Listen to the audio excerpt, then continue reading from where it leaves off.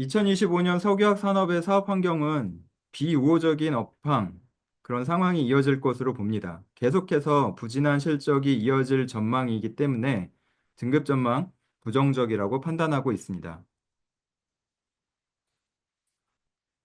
올해 석유화학 업황을 한번 리뷰해 보면요. 증설 부담이 크지는 않았지만 글로벌 경기 둔화로 수요 약세가 나타났고 지난 3년 동안 축적된 공급 부담이 이어진 결과 이 과잉 공급 상태가 지속되면서 부진한 업황 흐름을 나타냈습니다. 특히 올해 중국이 경기 부양 노력을 했지만 분기별로 GDP 성장률이 꾸준히 하락세를 보이는 등 수요 기반이 약화된 것이 업황에 부정적으로 작용하였습니다. 이로 인해서 올레핀 계열 제품 스프레드는 BEP를 하회하는 수준에 머물렀는데요. 평균적인 에틸렌 스프레드는 톤당 270달러 수준이었고, 프로필렌 스프레드는 톤당 170달러 수준을 나타냈습니다. 그리고 방향적인 PX 스프레드는 올 상반기까지 양호한 수준을 보였지만 3분기 이후 약세로 전환돼서 현재는 200달러, 톤당 200달러를 하회하고 있는 것으로 파악이 되는데요. 이렇게 올레핀과 방향족 계열 전반의 제품 스프레드가 저조한 모습을 나타내고 있습니다. 이처럼 석유화학 업황이 부진하다 보니 유가 대비 납사 가격 흐름 역시 작년에 이어 올해도 약세를 나타냈습니다. 2025년 석유화학 사업 환경은 여전히 비우호적이라고 판단합니다.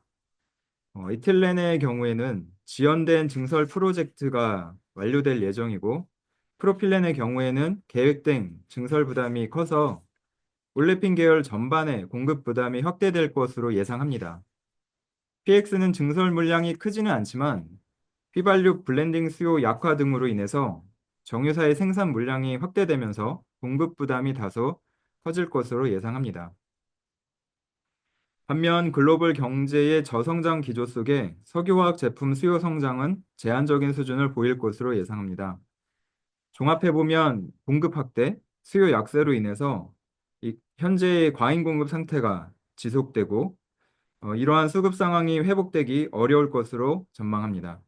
다만 중국 경기 부양책으로 인한 석유화학 수요 진작 효과와 미중 무역 분쟁 심화에 따른 수요 위축 여부 등이 수급에 영향을 줄 수 있기 때문에 이러한 요인들에 대해서 모니터링을 강화할 예정입니다. 한편 유가 하향 모멘텀이 커서 납사 가격 부담이 완화될 전망인 점은 그나마 긍정적인 요소라고 볼 수 있겠습니다.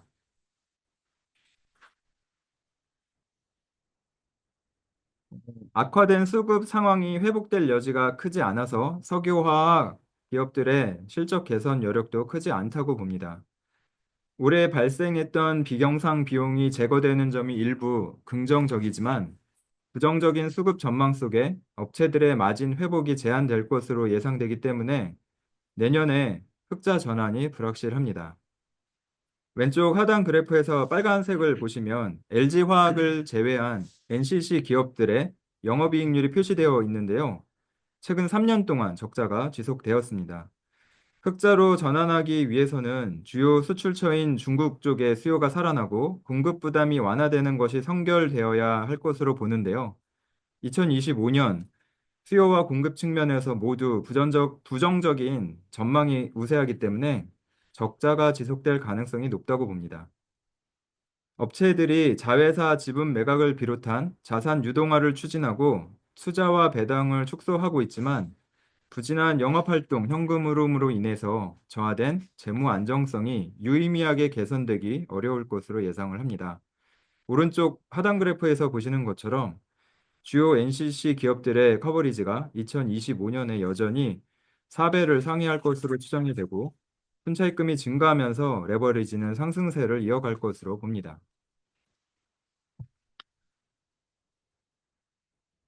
부진한 업황으로 인한 영업현금 창출 감소와 투자 부담으로 재무 위험이 상승한 점을 고려해서 올해 하나토탈 에너지스와 여천 NCC 신용 등급이 하향 조정되었습니다. 그리고 등급 전망이 부정적으로 변경된 업체는 세 곳입니다. 롯데케미칼, 여천 NCC, HDC HD 현대케미칼인데요. 공급 과잉 하에서 영업 적자가 지속되고 있고 영업 현금 창출력 약화와 투자 부담으로 재무 안정성이 저하된 상태를 계속 보이고 있는 데다가 더딘 업황 회복으로 실적 반등 여력이 크지 않아서 향후에 차익극 감축을 통한 재무 안정성 회복이 단기간 내에 실현되기 어렵다고 판단했기 때문입니다. 2025년에도 석유화학은 등급 전망이 부정적입니다. 여전히 공급 과잉 전망이 우세해서 저조한 실적이 이어지면서 높은 레버리지가 지속될 전망이기 때문에 신용 위험이 상승할 가능성이 높다고 봅니다. 석유화 기업들의 실적 회복 수준과 레버리지 통제 수준을 중점적으로 모니터링할 예정입니다. 이제 주요 크레딧 이슈를 말씀드리겠습니다. 세 가지입니다. 먼저 2025년 석유화학의 키 이슈를 짚어본다면 흑자 전환 여부와 레버리지 제어 여부입니다.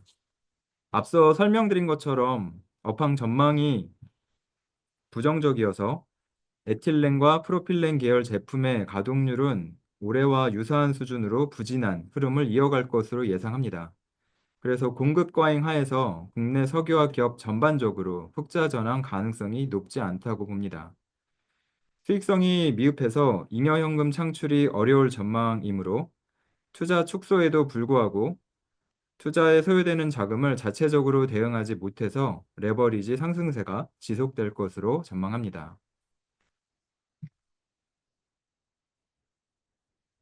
두 번째 크레딧 이슈는 트럼프 2기 출범이 석유화학업에 미치는 영향입니다. 결론부터 말씀드리면 석유화학업에 미치는 영향은 중립적이라고 봅니다. 셰일 오일 생산 확대가 원유 공급 부담을 증가시키는 요인으로 작용해서 유가 하락 가능성이 높고 플라스틱 관련 규제를 완화할 수 있는 점은 긍정적이지만 미국, 중국의 무역 분쟁으로 글로벌 경기가 위축돼서 석유화학 수요 기반이 약화될 수 있는 점은 부정적이기 때문입니다. 기본적으로 저희가 미국과 중국의 무역 분쟁 영향을 적극적으로 반영하고 있지는 않지만 트럼프 행정부의 정책 방향성을 감안할 때에 미중 분쟁에 따른 경기 하락이 강하게 나타날 가능성이 있어서 미중 갈등 심화 여부에 대해 모니터링을 강화할 예정입니다. 그리고 석유화학업의 경우 미국 행정부 변화와 무관하게 중국의 증설 부담이 계속해서 업계 전반에 부담 요인으로 작용할 전망이어서 중국의 증설 계획 변동 여부에 대해서도 지속적으로 모니터링 할 것입니다.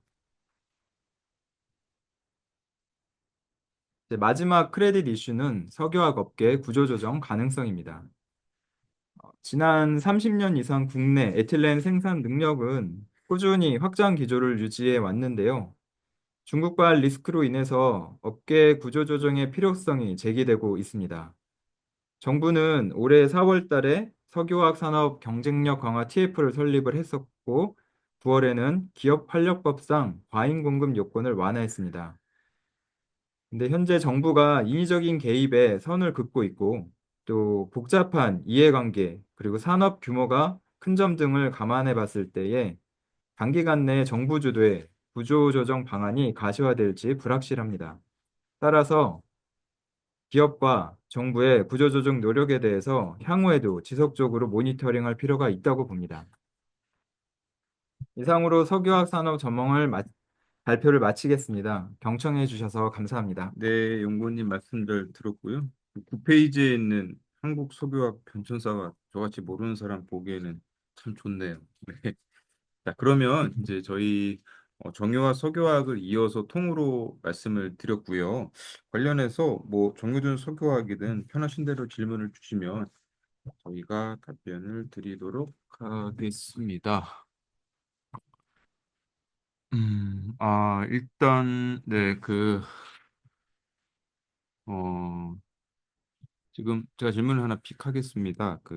반등에 대한 가능하다면 석유화학 실적 반등 시기는 언제로 보시는지 답변을 좀 부탁드리겠습니다.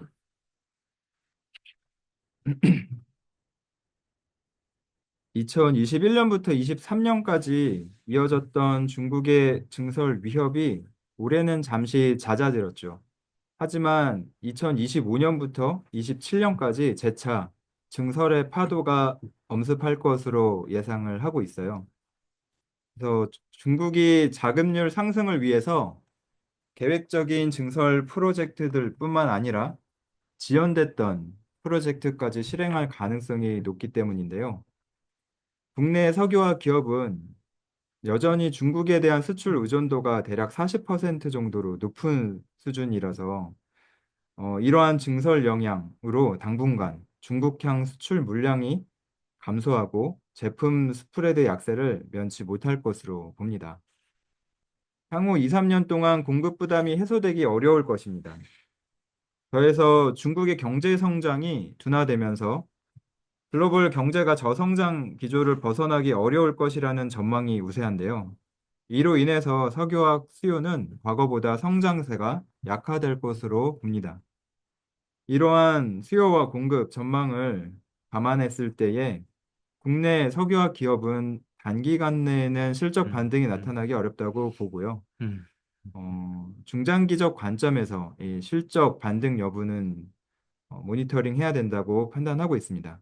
그래서 저희 한국기업 평가는 중기 이후 관점에서 수급 동향을 살피면서 실적 반등 여부를 모니터링할 계획입니다. 알겠습니다. 네, 그 답변 잘 들었고요.